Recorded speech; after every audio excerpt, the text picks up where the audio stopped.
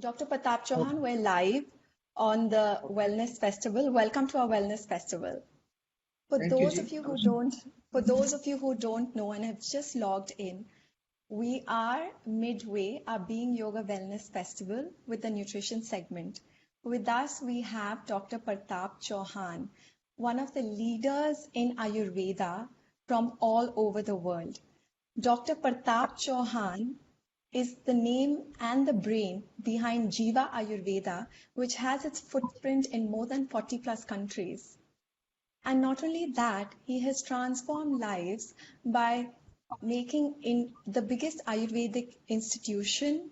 He has a telemedical facility that reaches lakhs of people in rural and urban India. Dr. Chauhan, it's an honor to have you with us in this festival.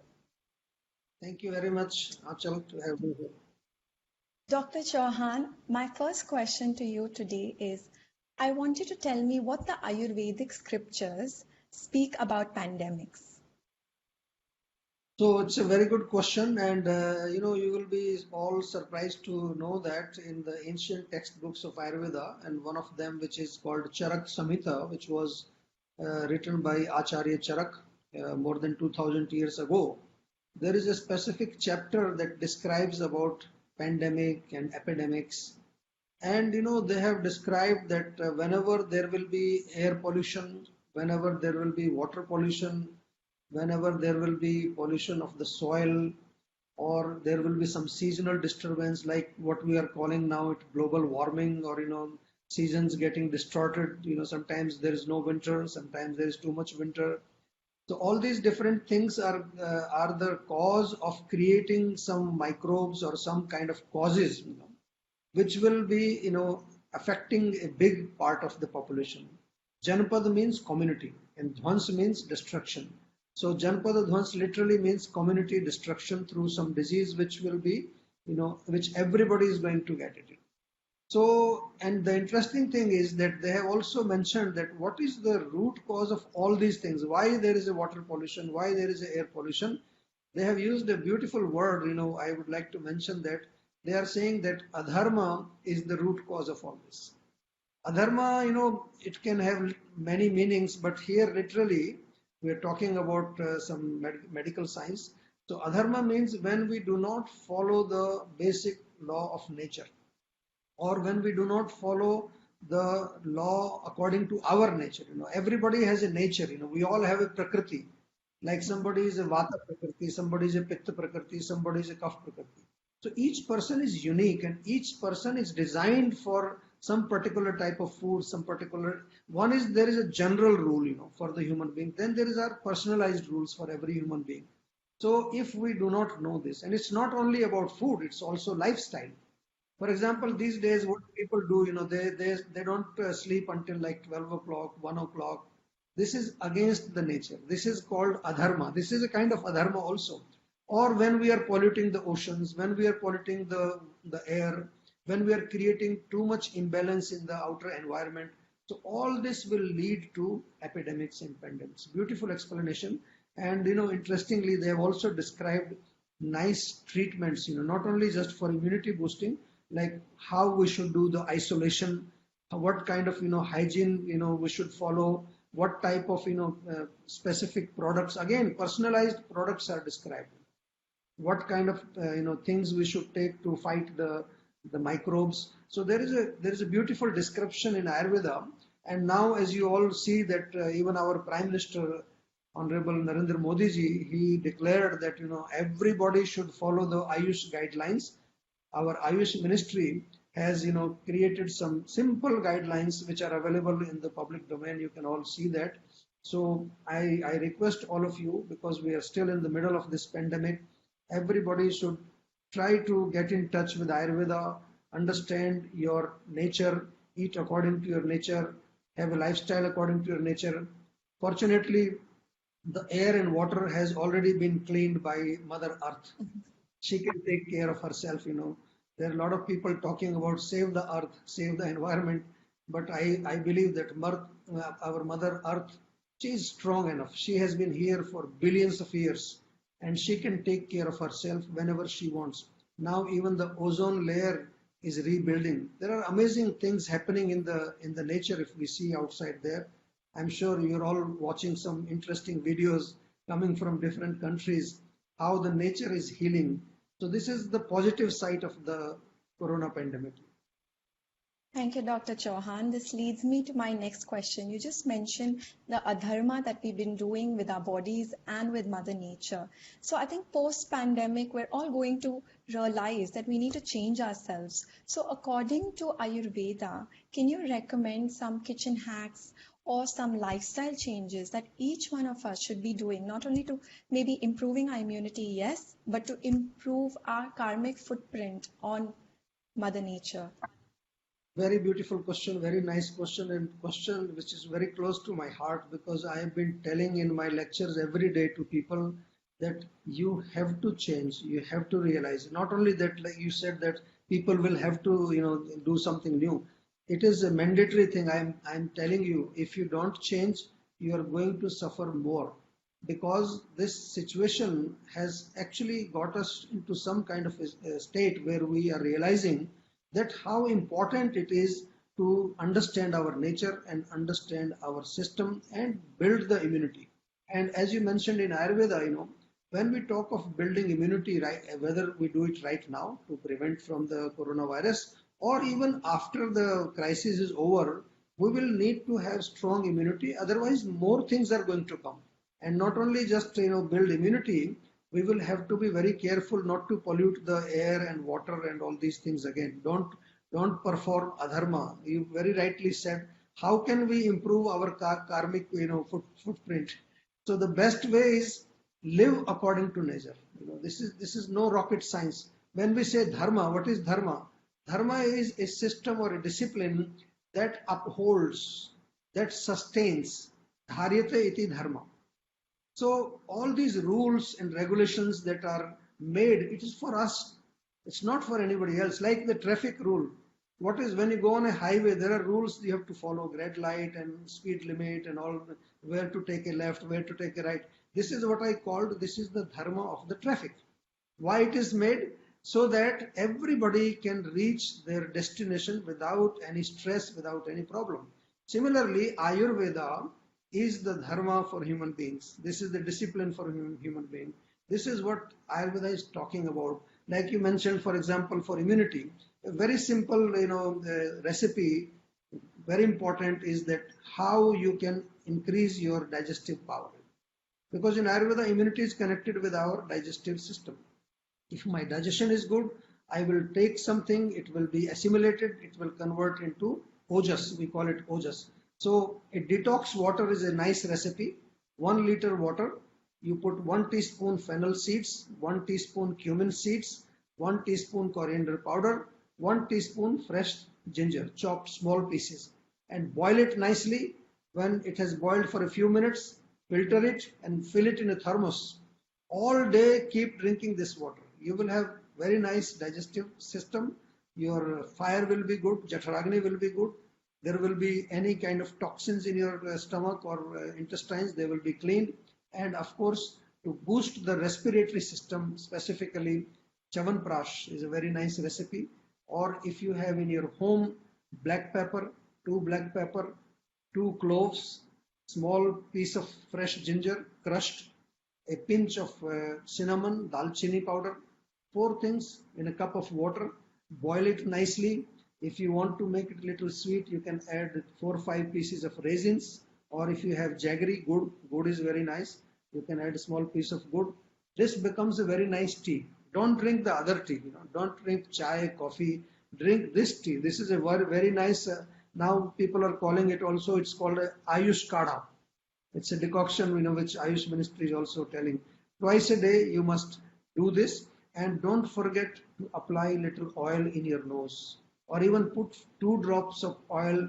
Sesame oil is very good, or you can use some Ayurvedic oil. Anu oil is found, we make this oil also. This can be taken, put in the nose twice a day, and every morning oil pulling technique. 1 tablespoon of sesame oil, put it in your mouth, just do swishing for a few minutes, then throw it out. These are simple things, anybody can do it. This is what is Ayurveda. Ayurveda is very simple. All you have to decide now. Now is the time to get connected to Ayurveda so that your future will be safe and secure. That was very informative, Dr. Chauhan. I hope all of you have noted down the recipe for the chai now. Dr. Chauhan, we've all come to Ayurveda from our yogic backgrounds, and we're always wondering why is it that Ayurveda has pulled us. So what, according to you, is the relationship between Ayurveda and yoga? Well, yoga and Ayurveda, I always say they are like twin sisters. Nobody can separate them. Yoga definitely is a very deep, I would say it's a more subtle knowledge. Because yoga, the word yoga itself means to link the soul to the super soul, Atma or Paramatma ka milan. That is yoga. Yoga's chitta vritti nirodh, Patanjali has said. What is yoga? Yoga is the process that helps you to block all those mundane desires that are arising out of your chitta, all the vrittis. So it's a very, very subtle, very serious program. Whereas Ayurveda, the sister Ayurveda, is a simple program where it can be easily practiced by everybody. For practicing yoga, you have to really you have to become a serious yogi. You have to follow yam niyam. Then you have to practice asana. Then you have to go into pranayam. That's when you are trying to control the mind through breath. Then you go to pratyahar, dharana, dhyan. Dhyan is what people now call meditation, and everybody is meditating. I don't know what they're doing. Meditation is a very high form of practice in yoga, and then by meditating you can go into samadhi. But while you are practicing yoga, whether even if you're doing asanas, it's very important. You should know what is your prakriti, what type of body you have, what food you should eat, what kind of lifestyle you should have, when you should sleep, when you should wake up. All this is what is dinacharya in Ayurveda. It's called dinacharya.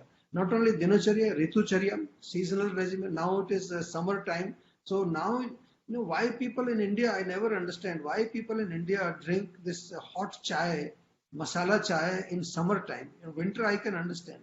So this is called in Ayurveda pragya parad. Pragya parad means, pragya means buddhi, aparad means offense. This is misuse of intelligence. We all have intelligence, but we don't use it, we misuse it.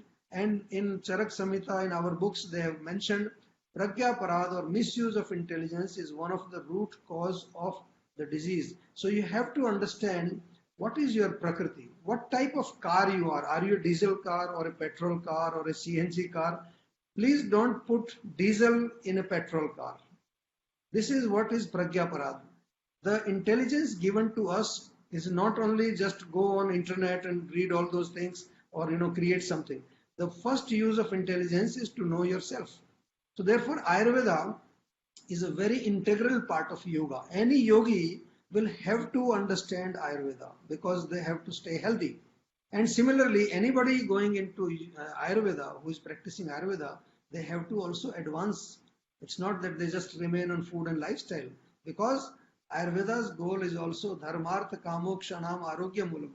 Ayurveda also says dharma, artha, kama and moksha. So how will you get moksha? Of course, you'll have to go to yoga. You'll have to meditate. You have to go to the subtle practices of the system.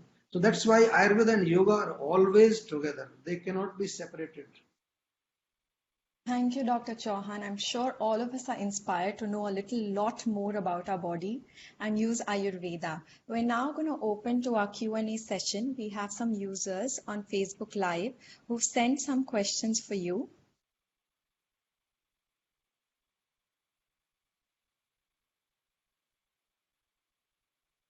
So the first question is from Ms. Kanika Gupta. Hi, I wish to inquire about the treatment for white patches or spots on the body with alternations in diet. Okay, good question, but let me just tell you, as I said, I'm telling in this talk that every person is unique. So in Ayurveda, when we do the treatments are personalized treatments. If I have 5 patients suffering from white patches, I'm not going to give them the same medicine. This is what is real Ayurvedic principles are. So I will just suggest you, Kanika, that please we have a telemedicine facility, as Achal also said.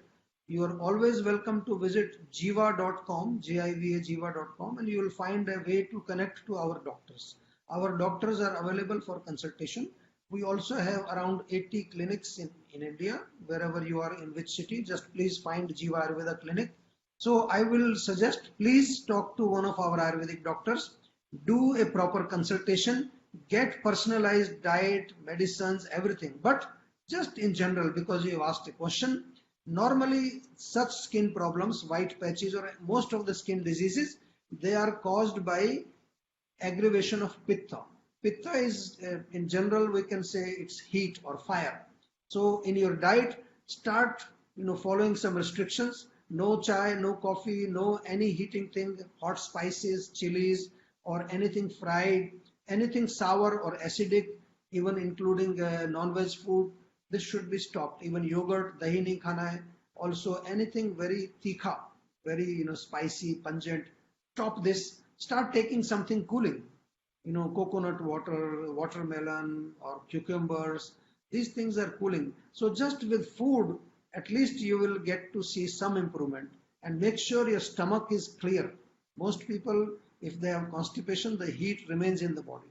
So take 1 teaspoon of Triphala powder in the night with warm water. Your stomach will be clean. But for specific and personalized treatment, please get in touch with one of our Ayurvedic doctors, and we'll try to help you, and we'll try to make sure that you get complete relief by using Ayurvedic medicines. Kanika, I hope that question was answered. Moving on, we have another question from Sonakshi Kothari. Dr. Chauhan, Sonakshi wants to know, what is the ideal dincharya that a modern day man can follow? Okay, this is a very good question, and most people think dinacharya means some old dated thing, and it's very difficult to do it in the modern life. It's nothing like that. See, basically, again, you have to understand that what is my design. You have to work according to the design. When you work according to your design, it's like you're swimming along the flow of the river, which is very easy. Life becomes like a flow. If you're trying to do opposite to your nature, then you're actually swimming across the flow, which is very difficult, and you get tired and fatigued. That's what happened to most people. They're always tired and fatigued and mentally, strained out. So, ideal dincharya, try to go to bed early. Early, I can say 10 o'clock is the ideal time. But if you are super busy doing too many things, which most people are not, they're just, either on TikTok or WhatsApp or doing all those things. It's not something very important. Try to go to bed by 10 or latest by 11. 10 is ideal according to Ayurveda. If you want to sleep 7 hours, wake up at 5 o'clock in the morning. After waking up, very nice, wash your eyes, wash your nose, wash your ears, wash your tongue, clean your tongue, take some oil, apply oil in the nose, ears, apply oil in the body, do some stretching exercise. We also have a program called Jivananda. Jivananda is a program, I always say, like half an hour, every day you charge your mobile phone, right? So in half an hour, you can charge your body, mind, and soul. So Jivananda is a set of physical exercise, some breathing exercise, and there is a Jiva meditation you can find on YouTube. So this is what you can do. And after that, you are ready, take a shower and, have your breakfast, go to job. And in the job, be careful. After every 2 hours, do some stretching, stand, drink water, don't drink too much of coffee and all these kind of things. Have lunch at proper time. In the evening, when you come home, 15 minutes, very important, because all day we are stimulated. 15 minutes, go and have a Shavasana, 5 minutes Shavasana. Take some little oil, apply on your fingers, just gentle head massage, 5 minutes of head massage, and 5 minutes take a shower. 15 minutes, you will be a new person again, fresh, and then you are ready for your home, which is an atmosphere of love. Love is very important in life. So you can spend time with your family, with your loved ones, cook some nice dinner, have a nice dinner, read some nice book. Don't watch too much negative things on TV or all that. Don't stimulate your mind again. Don't drink coffee, don't drink alcohol and all that. It's not a good thing. And then go to bed again, 10 o'clock. Very simple. Before going to bed, we say always pray to God, thank God for everything that He has given us, and you can do a Jiva meditation to remember that I am the soul, I am full of love, I am full of life, I am full of energy. So this is what is a very simple, ordinary. I haven't told you anything which is complicated. Everybody can do it, and I can guarantee you that within 4 weeks you will see a different change in your health and happiness. And now is the time, at least for 2 more weeks, we are locked down. So start it now, start it from tomorrow. Thank you, Dr. Chauhan. That was extremely informative. Now, our last question today is by Mohan Kumar Singhania. Mohan wants to know your view on ghee, given many people advocate avoiding it for cholesterol reasons. What is your take on this? See, in Ayurveda, ghee is described as a very nice food. But of course, as we say, you have to eat food in a way that it is completely digested. So when I say ghee is good for you, it doesn't mean that you eat like 100 grams of ghee every day. Ghee is very good, it enhances our ojas. It is very good for our nervous system. It also balances the pitta dosha. So it's a very nice food. Lubrication, when in Ayurveda we say the food should be unctuous. Whatever you're eating should be warm and unctuous.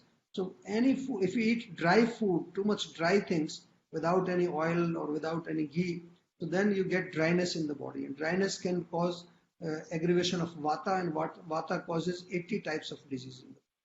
So therefore, small quantity of ghee, like a teaspoon or 2 teaspoon every day is okay. To put on the chapati or put some in your dal or sabji. So that's okay, but make sure the ghee is good quality. So these days there can be some ghee which is not ghee. So if it is pure ghee, don't worry. It's not going to harm you. It's not going to, unless you are having some serious problem like you already have a blockage in the heart, or some have. So then you have to consult the doctor. But normally for general people, ghee is very good, and it has many good properties. Especially if you can find cow ghee. And now we are talking about in Australia and Japan, where I go to, people are now talking about A2 ghee. A2 ghee. So this is our desi guy, our Gir guy, and all Sahiwal guy. If you can find these varieties, get milk from them, and that ghee is like amazing. Nothing to worry about. Thank you, Dr. Chauhan. It was an honor to have you in our festival. I know I can talk about this topic for hours. We hope to have you back in one of our future festivals. I do want to remind the audience that this festival is about raising funds for Goonj, a charity organization that's doing amazing work at the ground level. So please open your hearts and go on to our page and hit the donate button. And even little goes a long way in helping the humanity. Thank you, everyone.